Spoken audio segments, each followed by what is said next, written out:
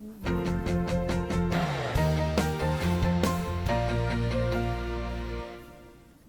good afternoon, and thank you for joining us here on this Friday afternoon for the Adventist Health Bakersfield Wellness Connection. This is our inaugural broadcast on Facebook Live here at 23 ABC. Today, we're going to be talking about bariatric surgery, and I know a lot of you out there may have considered it, may have heard of it, may have thought of it. We're going to be talking about whether if that's something really you should be considering specifically for your condition, and kind of answer some of your questions as we're going along during this Facebook Live feed. But first, some introductions are in order. I want to start by introducing Dr. Hormuz Orani, who is the founder and director of the Adventist Health Bakersfield Bariatric Surgery Program. So thanks for joining us. Thank you for having me. Thank you for coming. And Dr. Cyrus Moon, also a board-certified bariatric physician with Adventist Health Bakersfield in our program. Thanks so much for joining us as well. Thanks for having me. So, Dr. Orani, as we're kind of talking about this, you were kind of one of the founding fathers of our program, and we were pulling numbers to see how many cases that we do every year. And since 2016, so this is a two-year window, we're talking about 850 cases that were done at our hospital alone. Talk to us about why it's important, if you're considering doing bariatric surgery, why it's important to go to a place that does a lot of them, not just volume, but also quality-wise. Yeah. It's very important to go to what we call the Center for Excellence. The Center for Excellence is an achievement that we get by numbers, results, complication rates, weight loss. So all these factors are looked upon by the American College of Bariatric Surgeons. We've started the program. It's been going since 2001, actually, but our volume has grown significantly. Dr. Moon has joined us recently, and our numbers are growing steadily. To get a Center for Excellence status is not simple. It takes a lot of work and a lot of results, basically. And they measure, so we're looking at those kind of little symbols. It's like getting a kind of sticker or a star, right, when you're in school, right? And it's a blue Center of Excellence, and it basically says that we're going to look at your quality, we're going to look at how many cases you do. You have to hit a certain level, and you have to do them well. You can't just do them and have bad outcomes, because that can happen. There are cases of surgery centers that do a lot of cases, a lot of volume, but aren't keeping an eye on quality, which is the most important part. True. And we've achieved those. So let's standards. It's important, right? And you guys are part of that. The physicians are a big part of that, of selecting the right candidate. So we're going to talk a little bit about this. So one of the things I think we really need to get into, which is the obesity epidemic. 72.5 million people in the U.S. are obese. We're looking at some of these different statistics. 23 million people suffer from type 2 diabetes. I mean, when you're talking about obesity and then you're talking about diabetes, this is a spectrum of disease state that really affects your entire life, right? Correct, yes. Obesity, especially in the Central Valley, is almost an epidemic. We see that more going all the way from Sacramento down to Bakersfield. The obesity rate is climbing. There are a lot of food products on the market that are now geared towards losing weight. Remember this, anyone whose body mass index is 40 or over who would qualify for as morbidly obese lives 10 to 15 years less. Wow. And that's because of the comorbidities that are associated with obesity: diabetes, high blood pressure, heart disease, etc., sleep apnea. So these are all conditions that shorten lifespans, and it's very important. Well, because we kind of throw those terms around like obesity, but it's a specific medical condition. So I think we want to show some information. When we're looking at body mass index, what exactly, I mean, we should probably back up and say, what is body mass index? Sure. Dr. Moon, you want to explain what that is? Yeah, sure. Body mass index is actually a measurement of weight versus height, because, someone who's 6 foot tall, who's 200 pounds, is different than someone who's 5 foot tall and 200 pounds. So, and it's still a crude measurement, but it's what we have, and it's a way of kind of just trying to eyeball what's going on with a person's health in general. So, in 1991, the NIH, National Institute of Health, created criteria in which they recommended that people at this certain BMI get bariatric surgery. And for better or worse, it's still criteria that's used today by most insurance companies, and that's a body mass index over 40 kilograms per meter squared, or over 35 with some kind of medical problem associated with the weight, like Dr. Orani was saying. So if you've got diabetes in Yes. association with your weight issues, or you've got heart disease issues, those kind of, there's certain levels of comorbidities, what they call them, right? That are going to increase the risk of your life being shorter than they probably should be. Correct. Yeah. I mean, obesity affects every aspect of health. So. And what we were talking about, Dr. Irani, the increased death risk. Tell me a little bit more about that. I mean, it takes years off your life, but we're looking at some other stuff too that increases morbidity, mortality overall, and affects the quality of your life too, right? Yes.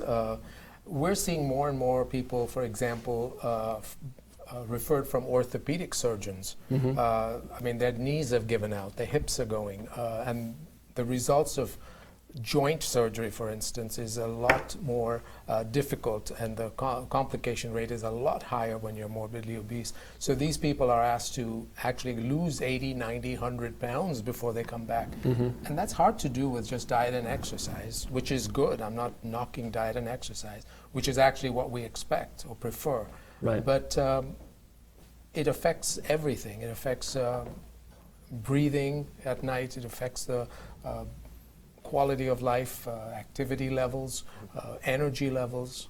Right. Yeah, it affects your heart. You know, your heart has to work harder the more weight you're carrying around. Affects your joints, obviously, and then it even has hormonal effects and even increases your risk for cancer because obesity causes like a low-grade inflammatory state in the body, and that causes an increased risk of cancer of all types. It's just not a good thing, right? I mean, we're not talking about just how it physically looks, but it fundamentally, physiologically is changing your body. Absolutely, yes. And I mean, in our next, I think, information we'll put, overweight and obesity are among the top 3. They're preventable, and that's the most important part, right? Certain things about cancer, genetic-wise, you can't change your genes, but obesity is something that you can change. Yes, it's the second leading cause of death in this country. Leading cause being smoking, tobacco, for instance, and it does. And when you list all the comorbidities like you have on the slide there, certainly it shortens your lifespan. Right, we're going to talk about diabetes, hypertension, hyperlipidemia, which is high cholesterol. Right? Cholesterol issues, respiratory disease, sleep apnea. Sleep apnea, exactly, yeah. Right? When you have all that extra weight, there's people taking CPAPs, are using the CPAP at night to help them breathe, force air into their lungs, essentially, right? Correct, absolutely. And these are things that can be wiped out by weight loss. Absolutely throw your diabetes and blood pressure medications away. And that's hard to do with any medical treatment. Yeah, and this is, I mean, we're going to look at our next information here, which is diabetes, increased risk diabetes over the next 10 years. Being obese, I mean, that's one of the things, right? It's just astronomically increasing your chance of having diabetes. Absolutely, yes. And the complications diabetes sets up, the visual problems, the peripheral neuropathy, the heart disease, all the other things that diabetes sets up, kidney disease. Yeah, dialysis. Dialysis, yeah. So, yeah. And so what's the effect, weight loss, on the various treatments for morbid obesity? What does that affect? What effect does that have? When you actually lose the weight, what is it doing physiologically, changing your body in terms of being able to get that weight off? Well, it's certainly puts a lesser load on the cardiac system, on the heart, for instance. So the blood pressure goes away. Remember, medications can control blood pressure, but all medications have side effects. And so being on medication long term is significantly it's not problematic. A great situation for to you. be. Yeah, it's not And a there good are situation. hormonal changes that occurs. Your energy level shoots through the roof when you've lost 80, 100 pounds. You're able to do things that you couldn't do before. The self-esteem, of course, is a huge factor. And so it is a general improvement in life quality. Got you. Okay, so let's talk now about bariatric surgery. Why should someone consider the procedure, and how would they know if they're eligible? Dr. Ronnie, or do you want to start with that, or Dr. Moon? I'll talk about Okay. it. I mean, like I was saying before, anyone who meets that 1991 NIH criteria, and that's still insurance criteria nowadays. So, body mass index over 40 or over 35 with any weight-related medical problem like the diabetes, high blood pressure, sleep apnea. Those people qualify for surgery. Everyone should try to lose the weight on their own for a couple reasons. One, bariatric surgery is not a magic bullet. It will not keep anyone's weight off permanently. It's not a license to go and eat however you want, or exercise, or lack of exercise, however you want. So it's just a tool to help people get weight off. that are having trouble losing it. And one of the things we're looking at, right, diet and exercise is successful for 1 in 20 people. A lot of people, they will, I'm sure, come to you guys and say, I'm doing everything I can. I'm doing the exercise. I'm cutting out the calories, but they still, is it a metabolic thing? Like their body is just harder for them to shed the weight? Sometimes the changes they make in life are very difficult to maintain long term. We'll give an example, Atkins diet. I mean, you can live on Atkins diet, for instance, or a ketogenic diet for a few months, but once you stop, the weight just comes back.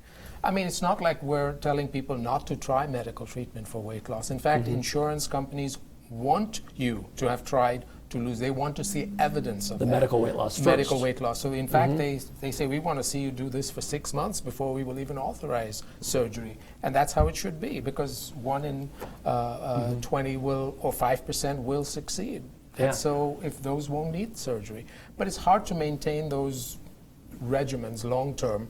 Phentermine, for instance, people have tried phentermine, they do the yo-yoing, you lose the weight, and then as soon as you stop phentermine, it just comes back. And that's got to be disheartening, right? Because if you're a person who's trying to do this and you keep kind of climbing up the mountain, the rock keeps rolling back down, it's probably disheartening at the end of it. Exactly. Yeah. Also, if you try to just lose the weight by dieting, I mean, our bodies, from an evolutionary standpoint, are made to try to conserve energy in starvation states. So at some point, your body's going to say, hey, I'm starving, like, let's save as much energy as possible. And you see the metabolism slow down when you're trying to do just dieting alone. So. Gotcha. And if we could pull those back up, I think we just showed them a second ago. There's some things that you were talking about, Dr. Ronnie, that were kind of the list of criteria for National Institutes of Health. You have to meet the insurance criteria, which I think we're going to go over in just a few seconds. But there's a whole host of things. Stopping smoking is a big deal. If you're going to go through surgery, smoking is a big deal in terms of the outcome of that surgery, right? In terms of wound healing and everything else. So what are the other things you got to do if you want to go through this surgery? Right. Why, coming back to smoking, why tackle the number 2 killer in this if you have number 1? Right. It just doesn't make sense. But you have to be, they look at your BMI, body mass index. These are the NIH criteria. Over 35 qualifies you for surgery. 40, it certainly would qualify you. There should be, you're checked very thoroughly in our program for any medical conditions. Do you have a thyroid problem? Do you have excess cortisone level? These are medical problems that can cause weight gain, and they have to be screened. So we screen all that. Gotcha. Psychologic conditions, just because you have depression or schizophrenia or whatever, is not a contraindication to surgery, but you have to be well controlled. That's one of the things. So a lot of the factors are looked at. Okay. And the surgery is tailored to the person. It's not like one surgery fits all. And we're going to talk about there's different types of surgery, which we're going to talk about in a few seconds. I think we want to get some of the questions in, because we have folks who are asking questions while they're watching this feed live, which is kind of the great thing about Facebook, is you can interact with folks. One of the questions I'm seeing right now is from Lauren, and she says, what types of appointments, tests are typically required before surgery? So, I mean, everyone sees the surgeon first, and, basically we review their health, their weight, their medical conditions, and like Dr. Arani was saying, not every surgery fits every person. The surgery that is chosen is a collaboration between surgeon and patient on what surgery would do the best for that individual person. And then most of the bariatric workup before surgery involves, screening for any other medical problems or any other causes of weight gain, and then making sure the patient's ready for surgery. Everyone sees a nutritionist to make sure everyone has a good understanding of, proper diet. Everyone sees a psychologist, because bariatric surgery is a huge change in lifestyle afterwards, and we want to make sure you're ready for that. That's why you shouldn't go into surgery if you have any uncontrolled psychological problems. You should get those addressed and stable first. Right. Because you got to be committed to this program. We're going to talk about that, because if you don't commit yourself to this program, you could end up right back where you were before the surgery, which is a big issue. And Lauren had a previous question. She asked, is it just BMI, or is there other elements? I mean, you were talking about it, like psychologically you need to be where you need to be. Are there other things that you're thinking of in your mind, Dr. Moo, when you're interviewing a patient or talking to a patient that says, yeah, this person's ready for surgery versus not, as opposed to just looking at the numbers BMI-wise? Well, you mentioned a little bit before, you should have a good understanding of how to eat well and what appropriate exercise is because bariatric surgery again is not a magic bullet. It's a tool to help you get from the weight that you're struggling to get away from to the weight that you should be to maintain like a healthy lifestyle. But bariatric surgery doesn't necessarily keep you at that weight long term. That important contributing factor to that is how well you're eating and exercising long term after the surgery. So. Gotcha. So those are two important things. Now I think what we want to do is really quickly talk, because there's three, when we say bariatric surgery, people always think it's just one type of thing that happens. There are three different types. We're going to walk through each one kind of a little bit more in depth, but maybe Dr. Run, you can walk us through kind of high level forest versus trees, about kind of what the three different types are. Well, the surgeries are basically restrictive surgeries, which means we make the stomach smaller, which the lap band was, but we've stopped doing those. The results have not been good. The sleeve seems to be the most common surgery we do because of its less invasiveness, if you like. Works really well for weight loss, and the weight loss is almost as good as a gastric bypass. So it's a restrictive surgery. Then there's the gastric bypass, which makes the stomach smaller. Okay. So it's restrictive, but it adds an element of malabsorption, which means people lose weight also because they lose a lot of calories through the stool. But that also leads to malabsorption, which means you can get low in iron, vitamin, other nutrients. They have to be committed to taking these nutrients, and still people can get deficient. So it's a harder surgery on the body, but it is an excellent operation for diabetes. For people who have type 2 diabetes, gastric bypass works incredibly well. There's the duodenal switch, which is also a bigger operation that adds more of malabsorption to the gastric bypass. And we're looking at gastric balloon. Tell me more about that. Gastric balloon we started doing for a while. It's basically a balloon you put in endoscopically into the stomach, so it fills the stomach, and basically it's kind of restrictive, and so you can't eat, and that's how you lose the weight.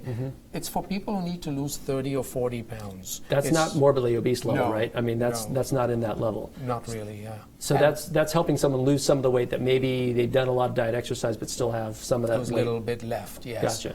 And when you remove the the balloon, the problem is that the weight starts to creep back up. I see. So at that point, again, you're on your own. You're flying on your own. You're trying to make sure that patient is off on a running start. And it's not covered by insurance. That's the other thing. Oh, I see. Okay, so that's important. And people were asking, there was a question here earlier about insurance coverage, which I probably should ask you about, because somebody was asking about Kern Family or Kern Health System specifically. Do you find it difficult to get this procedure approved through insurance companies? If you meet the criteria, generally no. Yeah, I mean, every insurance company, every insurance plan actually has different coverage for bariatric surgery. So one thing that we do, when we see someone initially in the office, is check to make sure their plan has coverage, and most of them do. I mean, Kern Family, there are a lot of people with Kern Family in Bakersfield, and most of them have coverage for bariatric surgery. And part of the workup process is to fulfill the criteria that that insurance company requires, and it does essentially. Most insurance companies, like I said, kind of go along the 1991 guidelines. A lot of them nowadays have a weight management requirement, where they require office visits to either like their primary doctor or a bariatrician or a dietitian. Where they see them once a month and they document weight, how they're eating and exercises. Just insurance kind of wants to know that they've tried losing the weight on their own and they really need this surgery. And every insurance company, if I'm correct in this, has different requirements. Some require a certain month period, right, where you're kind of going through these appointments. Some of them are shorter. Depending on what your insurance requirements are. And Kern Family Health, by and large, are reasonably good at getting authorizations for. So if you've done all the things that you're required to do. Correct. Okay. So the most common one that you guys were talking about in terms of bariatric surgery is the gastric sleeve. Is that right? We have some video. We want to warn you, this is surgical video, so if you're a little queasy with surgical video, but it's really fascinating. And Dr. Ronnie, maybe you can walk us through it. I think we're going to, that's actually Ryan. We're going to talk to him in a few moments here. He's actually one of the patients we're going to talk about. All right. But I think we have video maybe loaded up that you and I had sat down and kind of discussed, and it explains kind of what you're doing, because what you're doing is essentially removing part of the stomach. Is that right, with that procedure? Yeah, we're kind of trimming the stomach, if you like, 60 to 70% of it, and we leave the stomach becomes a tube, a narrow tube basically, or a banana-shaped stomach. And the video you're about to see shows how we trim the stomach, if you like. Okay. Yes, it can be graphic, but it works very well. It works very well. It's done laparoscopically, and it takes about 45 minutes to do. You're one night in the hospital, you go home the next day, and recovery 2 weeks. Let me ask you, why is that preferred over like some of the other procedures nowadays? Is it better outcomes you've seen long term in terms of keeping the weight off? What's special about that procedure versus the other ones? It's a simpler surgery than the gastric bypass, which used to be considered the gold standard. But for about like 10 years now, the sleeve has kind of overtaken the bypass and the most commonly done procedure. And the main thing is it's simple. The side effects are a little less than the gastric bypass. So, people looking just for straightforward weight loss, maybe they don't have, as bad diabetes as someone looking into a gastric bypass. So, yeah, it's really served a lot of people well. The weight loss is almost as good as a bypass. It just takes a little longer. If you follow people with a sleeve for 2 years, the two curves, the weight loss curves meet at 2 years, which means it's almost the same. Okay. Gotcha. So apparently we're having problems with the video, but we will find it at some point here. Is there a difference with? Walk me through the other ones. There's a Roux-en-Y, right? Is another procedure that you guys do. How is that different per se than doing a gastric sleeve? Roux-en-Y is a very old procedure, and it's still the gold standard. It's still the best weight loss surgery, and the duodenal switch also, which Dr. Moon does. It's still the gold standard as far as getting rid of diabetes. The weight loss is a little bit greater, although now we're seeing the sleeve is almost as good as a gastric bypass. But it adds the disadvantages. It's a procedure that involves short-circuiting the small intestine, so you malabsorb, and that can be the problem in some people.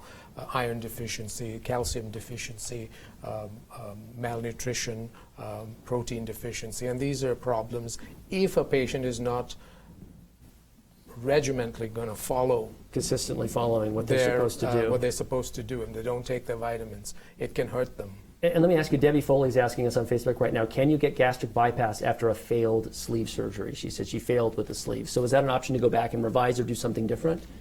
Yes. How does that work? It is. I mean, there are a lot of people out there that may need some extra surgery after their initial bariatric surgery. And, what that person needs really is very individualized, even more than the first time around. First of all, we need to make sure there's nothing wrong with their initial surgery. And then after that, we look at, their lifestyle habits, their medical conditions, and really based on that, we decide what to do together with the patient. So, yes, there are people who get sleeves that are converted to gastric bypasses, but, just... You want to kind of delve back into what caused it to fail the first time so that if that issue is not resolved. Yes. So, okay, again, we're going to warn you about the video just in case if you're eating a very late lunch here at 3:30 in the afternoon.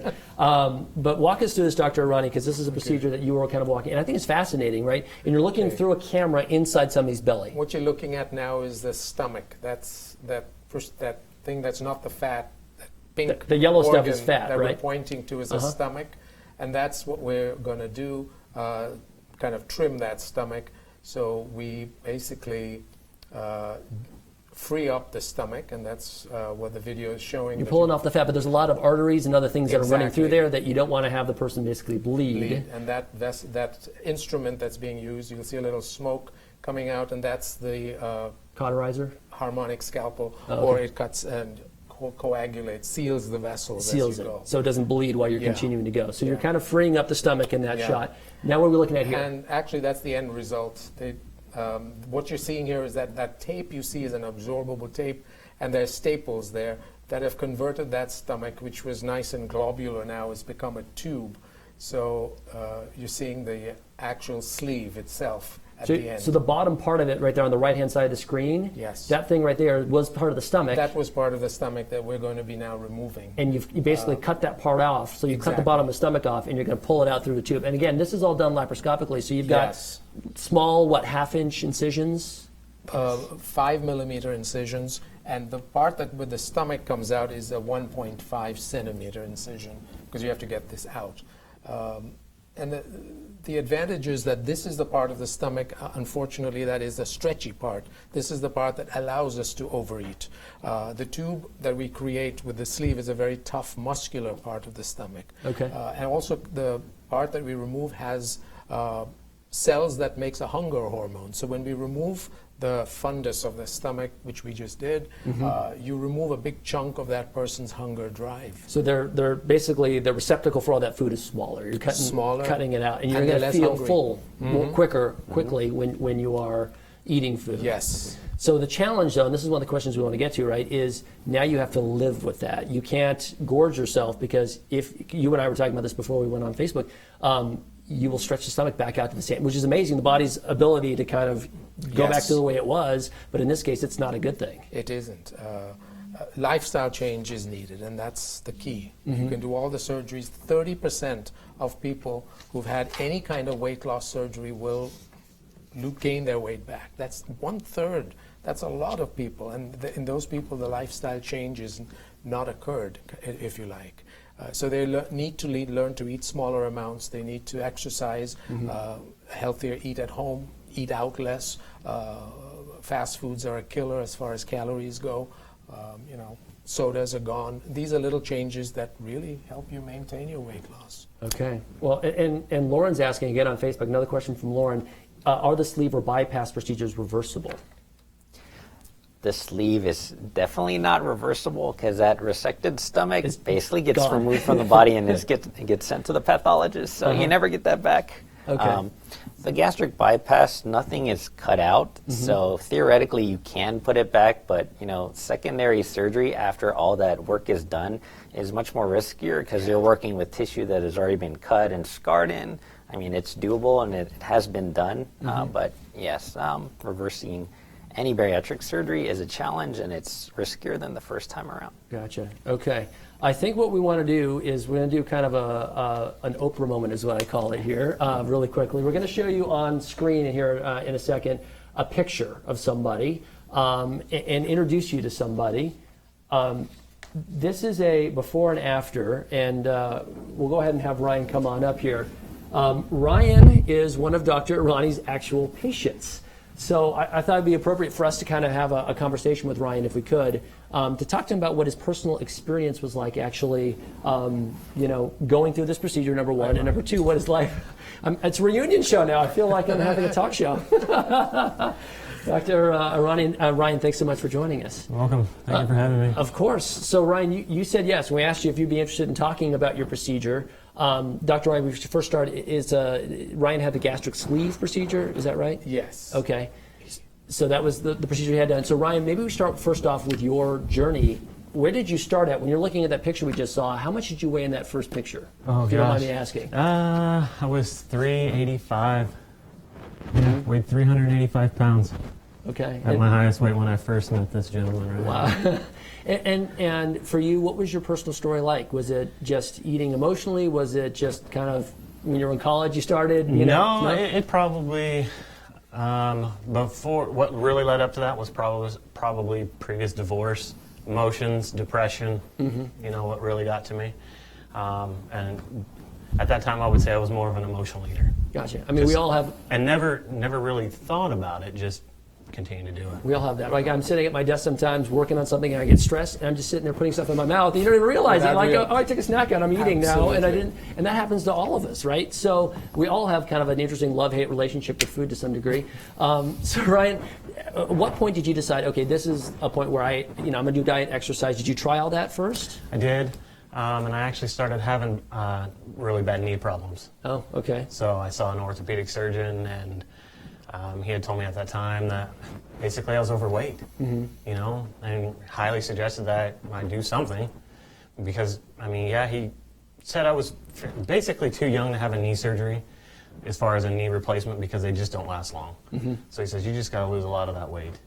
And so it was a struggle. Going to physical therapy, and I just had to finally make a decision. And so, how did you find out? You just found out about Dr. Ronnie, and you said, I did. I just made some phone calls to see, at that time with the insurance, I came, went to his office, met with him, and he kind of suggested which path to go after he met me and my personality, and we just kind of went from there.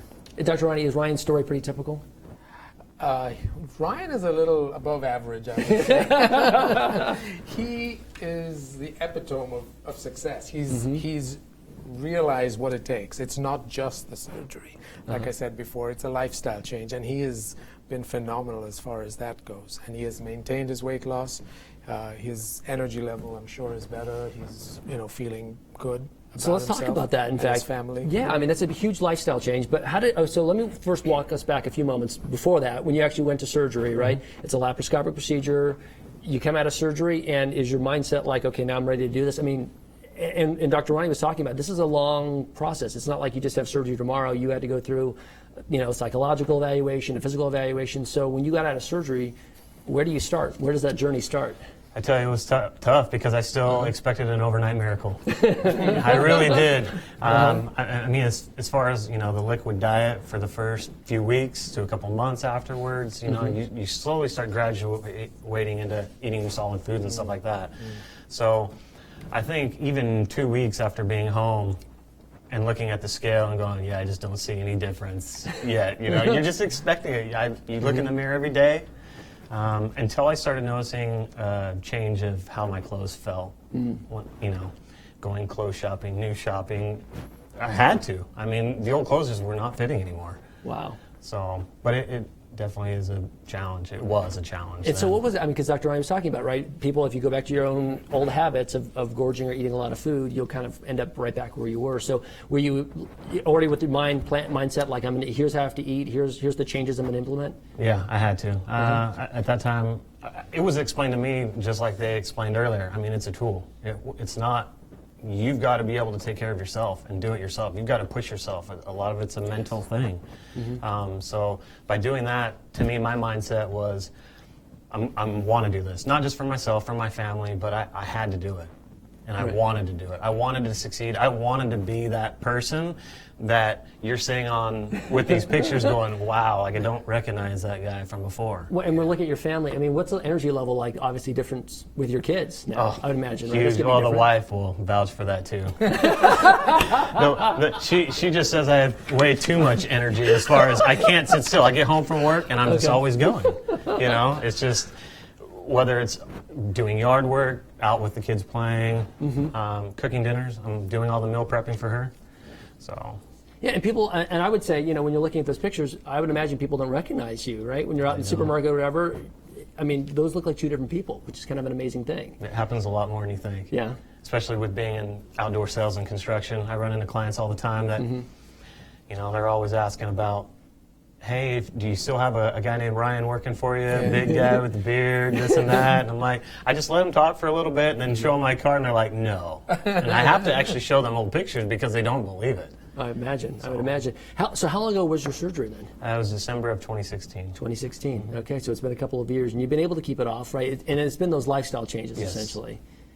Yeah. And any other life improvements that you've seen? I mean, short of the energy and everything else, are you able to do things, so to speak, that you weren't able to do before? I would say absolutely. Yeah. I mean, working in construction, I feel like I do have more energy as far as being outdoors now more in and out of the truck. I don't just sit behind a desk. Like, I am out in the field working. So the energy level blew me away as far as how much more I had. And I couldn't tell before. It seemed like I was fine, but now it's like, just go. You just lived with it, essentially. Exactly. You didn't know any different. Yeah. So 308 pounds, so you've lost basically a person, essentially, right? I mean, your total weight loss is? I got all the way down to 185, but now I've been between 200 to 210. At 185, I looked pretty skinny. Which is a healthy weight for him, yeah. Right. So, for the amount of work he I did. mean, got on the scale last night on 206. And you're happy, right? Absolutely. It's changed your lifestyle quite literally, as we were talking about. So it makes quite a difference. Are there any, and I want to talk to you, Dr. Ronnie, any risks involved with the surgery? I mean, any surgery, I assume there's always a risk, right? There's always a risk with surgeries. The risk for a sleeve, for instance, is extremely low. The chance of you dying from for instance, from a sleeve surgery is less than a gallbladder surgery, believe it or not, because people are worked up very thoroughly. We don't just take people into and say, okay, we're going to do a sleeve on you. They're checked for their heart, lungs, any problems they may have are corrected beforehand, if they have any. So the mortality rate is less than 1% or almost zero, frankly. In our institution, we've just had no deaths. We've been doing this, like I said, since 2001, so our results speak for themselves. Okay, is there any other side effects potentially from the surgery? Obviously, you're talking about making sure that you eat right? If you eat too much, that can be a problem too, right? Yes.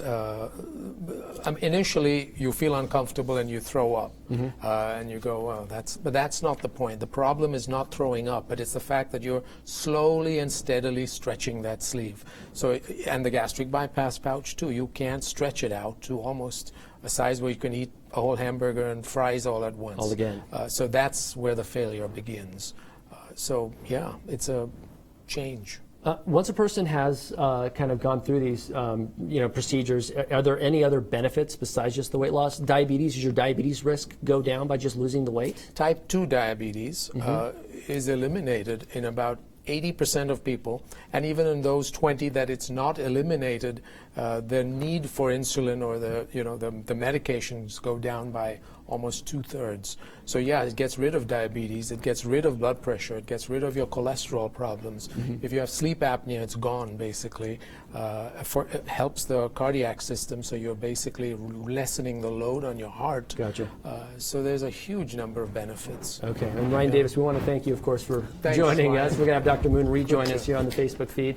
And we're looking at all the different comorbidities that are resolved. These are all different things, like GERD, which is gastric reflux that you were talking about, right? When you have heartburn from that. Hypertension, which is high blood pressure. So, you're resolving a lot of problems just simply by getting rid of weight. I mean, that's an amazing thing. And like Dr. Moon said, even the risk of cancer is reduced, especially in women. Breast cancer rates go down. And the interesting thing is, these surgeries actually affect the hormones a lot. Like Dr. Irani was saying, appetite is actually hormonally affected, but also insulin sensitivity and resistance are too. So a lot of patients get off their diabetes medications like the day after surgery, which is something that no one really expected to see like 10 years ago. So, long-term outcomes are seeing benefits beyond just the weight, obviously coming off, health-wise. It's great to just basically throw all the medications off the table. That's what it does. Okay. And Dr. Moon, is there, we talked a little bit about stretching out the stomach kind of at the end of this. Long-term, do people keep the weight off? What is your personal experience? We're looking at probably longitudinal studies here that are peer-reviewed, but what is your experience with people being able to keep the weight off long-term? I'd say, if people are very adherent to the way you should eat, or if they have very active, healthy lifestyle, they mostly do pretty well. Every once in a while, there's someone who seems to just be regaining weight, and maybe their body, from a genetic standpoint, just did not react the same to the surgery as the majority of people. But usually, if someone is regaining weight, you can usually figure out a reason why it's happening. What's going on? Yes. And Dr. Moon, I'll continue with this. If you're interested in bariatric surgery, if you can maybe walk us through this graphic here, what are the steps that you kind of tell people? These are the things. Smoking's a no-no, obviously, right? Yes, because like Dr. Irani was saying, it is the leading cause of preventable death, and it really at least triples your complication rate at the time of surgery. You do want to become more active, mainly because the healthier you are going into surgery, the less risk you'll have of problems at the time of surgery, and the better you'll do long term. So yeah, you want to begin a walking or exercise program, and you want to kind of get an idea of how you should be eating, both before and after the surgery. Really, they are more, eat less, which is kind of the magic bullet that we've been talking about since the beginning of time, right? Yes. Which is watch what you eat and exercise more. Interesting, carbonated beverages, is that a big deal? It said cut back on carbonated beverages. Is that because it expands your stomach, or? Well, carbonated, two reasons. One, yes, it does expand. The gas of carbonation, when it gets warm, expands and makes you feel very uncomfortable. The second reason is the weight gain.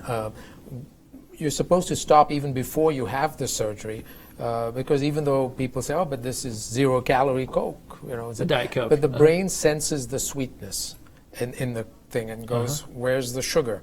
So you crave carbs more after even Diet Cokes than you do before. That's a really interesting thing I didn't know. So Yeah. the Diet Coke is actually training your brain to crave those sugars. It's expecting Because there to it's be not sugars. getting it, and So- though it's tasting the sweetness, yeah.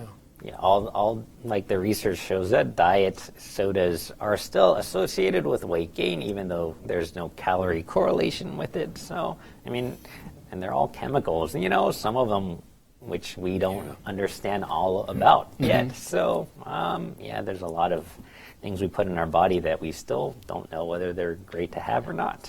Well, and there is obviously, as we've been talking about with this, like a strong psychological connection between, as you were saying, hormonal too, about between what we eat and it's up here, right? Because when we feel full, it starts up here in your brain. It's not what your stomach is doing. There's a signal coming there, but it's all starting in your brain.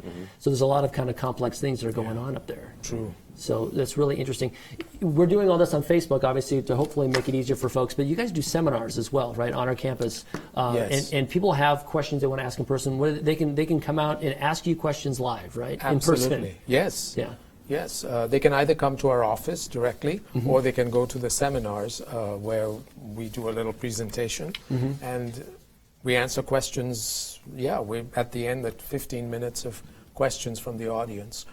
Which works great because a lot of people go, oh yeah, I never thought of that. Somebody asks the question. Right. And they learn a lot from that.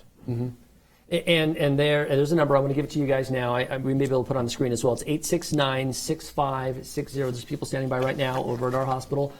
If you're interested or have been thinking about it or heard about it, or we're watching this and we're thinking, well, maybe I have some questions. We have folks that are manning a line right now. 869-6560 for more information. That directly ties into the bariatric surgery program at Adventist Health Bakersfield. You can also go onto our website where I think we have the schedule posted as well, and we can get that information to people. Yes. If you call the number, we can email it to you. But ahbakersfield.org, and you click on the link for bariatric surgery. They'll have more information for you there. So ahbakersfield.org for more information. They can hook up with a seminar with you guys and find out more information in person. Sure. All right. There are also support groups they can go to. It's also online.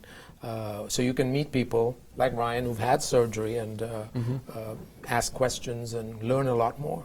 Okay. Well, gentlemen, I think we've covered a lot of ground here today on the Wellness Connection with Adventist Health Bakersfield. I appreciate you guys coming in. Thank you, Kiyoshi. All right, and thank you guys for tuning in on Facebook. We'll continue the conversation and answer your questions online. I'm Kiyoshi Tomono with Adventist Health Bakersfield. We'll see you next time here on the Wellness Connection.